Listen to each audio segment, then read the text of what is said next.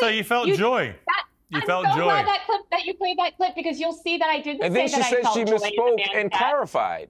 Oh. And I didn't say You that I don't think, felt Mark, joy it in was that more man's that she death? wished she hadn't said she felt joy because she No, suddenly realized how Piers, bad it why sounded? don't you listen to that clip again? Because I don't say that I feel joy in the man's death. I said I feel joy because, and that's exactly when you cut me off. And if you let me finish, say I feel joy. Piers, you don't. No, Oh, you don't know what was in my head. that's not. Piers. That's not. She's right. She's right, Piers. She actually said, "I feel joy," and then you interrupted her there.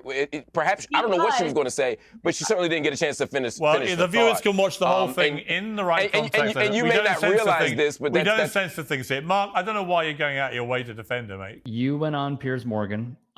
First off, your overall thoughts of Piers Morgan and his show after appearing on it and seeing the discourse that he intentionally puts out. Yeah, he's a troll, and he's right wing, but he wants to kind of like be like, I'm playing middle of the road, but you can obviously tell what his opinions are on these things. And he's close to Trump, isn't he?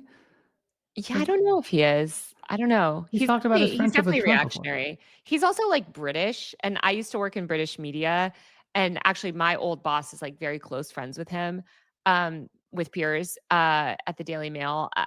Yeah, and I think it's very funny because I think he like doesn't totally understand American things, and that was very evident with healthcare. It's just funny. It's just funny hearing like, yeah, he's British. He doesn't understand American things. It's just hilarious. Okay, Britain so is really weird. I don't know. They're like a very bizarro world country. yeah, no, I've been. Love the parks though, gotta say. So when I'm watching this, all I'm thinking of once again is you are a morally upstanding person who sticks to, and I hate the phrase sticks to your guns, but like you do. And he kept trying to get the soundbite out of you. And like that's all that I drew from it. And look, I have coworkers who have gone on. I've been told that if I want to go on, I can. I really don't care to because I don't like, and I'm not saying this for you. I think it's great that a lot of people want to go on, but I just view it as a humongous waste of time. And honestly, I'd rather spend it with my dog, my wife, and my kid, not even in that order, by the way, no disrespect. So like, as I'm thinking about this and watching this, all I'm thinking of is, God, he's really like hammering away at you. And meanwhile, Tommy Lauren, who I don't even recognize anymore, is just getting softball after softball after softball. So as you were participating in this, were you feeling the same way? Yeah, I think that's kind of what he does. My goal, and I did a bunch of TV appearances in December. Like my goal was just to like say like first of all, I know what I believe and I'm going to stand up for my beliefs, like whatever, who cares? Like especially since I went independent, like I can, I'm just going to say whatever I want.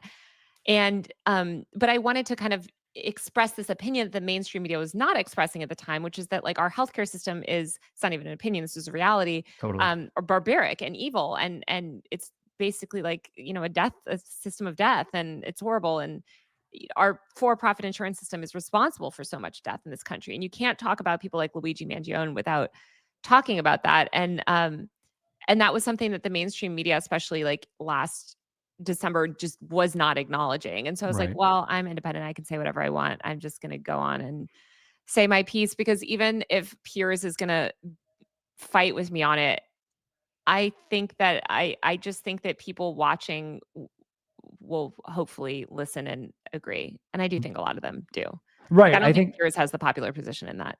No, I agree. I think so too. And what also got me was seeing an interview like this as well, where you went head to head with Sean Hannity, who again tried I couldn't believe they let me on. I literally thought I was being pranked. I've been trying to go on Fox News for so long because they talk about me so much.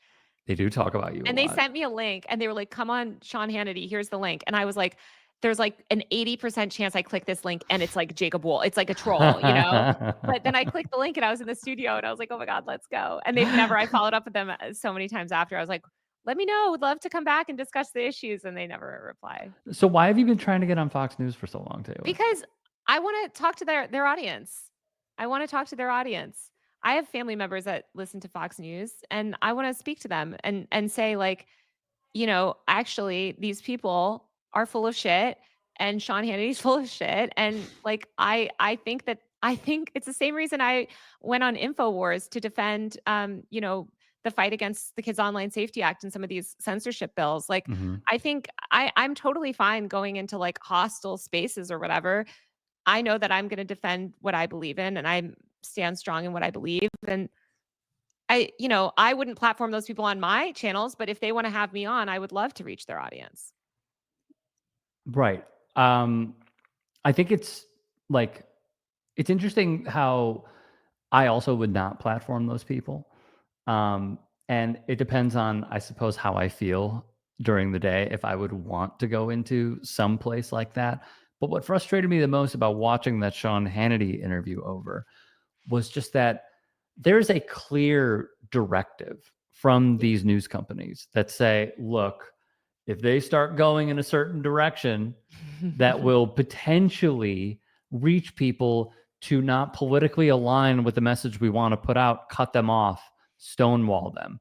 And that is all that I saw from Sean Hannity was, oh, you're getting a little too close to the sun here, Do they have Taylor. a soul? What is he asking? Do people have souls? I was like, I don't know. I'm not a priest. Yeah, what was with the soul thing? He was just trying exactly what you were trying, what you just described. That's what they're doing, right? Like they're just trying to derail. And I think it's really helpful for people to see that. And I think it's helpful for people, even if people didn't hear some of the stats that I said on the show, I think it's good to reveal just how transparent it is and how it is kind of like reminds me of the Libs of TikTok lady, where it's like they're not used to confrontational interviews on those shows because they inherently book just like Tommy Lahren and those Right. people, not Piers as much because he thrives off drama, but like Fox News especially, like they just don't book people like me.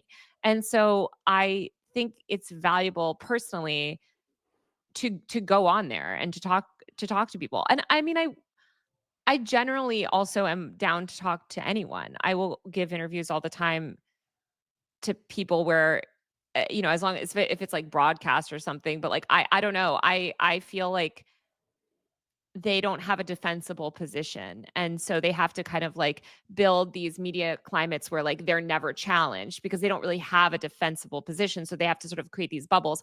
And the more you can like go into those bubbles or pop those bubbles, the better, because I think people do watch it and realize like, oh, like, I mean, I got so many messages after Hannity from a bunch of random old people that were like, I didn't like the way he was talking to you, young lady, but you made some good points. And like, or I had my husband died of cancer and I knew the insurance companies were out. And so like, I just was like, this is amazing. Hopefully those people will see the next time that they see my name or they see one of these people, because Fox News talks about me all the time, no matter what. So I'm like, I might as well be on there saying my own words instead of having them mischaracterize me. Why do you think they talk about you so much?